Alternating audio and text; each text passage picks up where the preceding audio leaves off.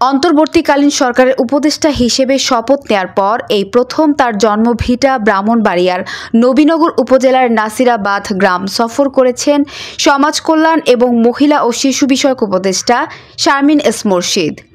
তিনি বুধবার দুপুর 12টায় নাসিরাবাদ গ্রামের পৈতৃক বাড়িতে পৌঁছালে জেলা প্রশাসনের পক্ষ থেকে লাল গালিচা সংবর্ধনা ও গার্ড অফ অনার প্রদান করা হয়। এ সময় ব্রাহ্মণবাড়িয়া জেলা প্রশাসক দিদারুল আলম, পুলিশ সুপার মোহাম্মদ এহতেশামুল হক, সরকারি পুলিশ সুপার নবীনগর সার্কেল পিয়াস বসাক, সহকারী কমিশনার ভূমি খালেদ বিন মনসুর, প্রেস ক্লাব সভাপতি মোহাম্মদ হোসেন শান্তি সহ প্রশাসনের কর্মকর্তারা উপস্থিত ছিলেন। পরে তিনি নবীনগর উপজেলার মানিকনগর এলাকায় সুশীল সমাজের প্রতিনিধিদের সাথে এক মতবিনিময় সভায় যোগ দেন। সভায় প্রধান অতিথির বক্তব্যে শারমিন এস মুর্শিদ বলেন, গত 15 বছর দুঃশাসন 1-2 বছরে শেষ করা যাবে না। আগামী দিনগুলো চ্যালেঞ্জিং। সামনে নির্বাচন যদি চান তাহলে শান্তিপূর্ণ পরিবেশ সৃষ্টি করুন। রাজনৈতিক দলগুলো মিলে একটা সুন্দর নির্বাচন উপহার দিতে পারবেন।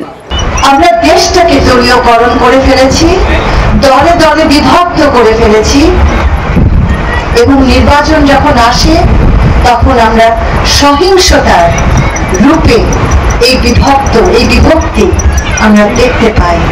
আমাদের এই না পাওয়ার জায়গাটুকু বড় হতে হতে হতে হতে এত বড় হয়েছে যে 24 ঘটেছিল।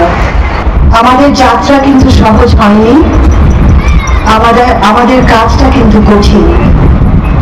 একটা রাষ্ট্র আমরা পেয়েছি যেখানে কোনো টাকা ছিল না, কোনো নিয়ম নেই, কোনো সিস্টেম নেই।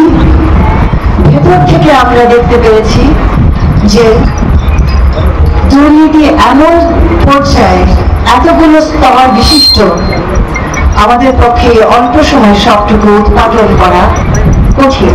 উপজেলা নির্বাহী কর্মকর্তা রাজীব চৌধুরীর সভাপতিত্বে স্থানীয় বিভিন্ন সমস্যা তুলে ধরে অন্যান্যদের মাঝে বক্তব্য রাখেন হাইওয়ে পুলিশের ডিআইজি হাবিবুর রহমান খান কামাল, পানি উন্নয়ন বোর্ডের নির্বাহী প্রকৌশলী মঞ্জুর রহমান, স্থানীয় ইউনিয়ন পরিষদের চেয়ারম্যান শামসুজ্জান খান মাসুম প্রমুখ। মতবিনিময় শেষে উপদেষ্টা শারমিন এস মুর্শিদ মেঘনা নদীর তীর ভয়াবহ ভাঙনে ক্ষতিগ্রস্ত এলাকা পরিদর্শন করেন। নিউজ ডেস্ক, জনতা টিভি।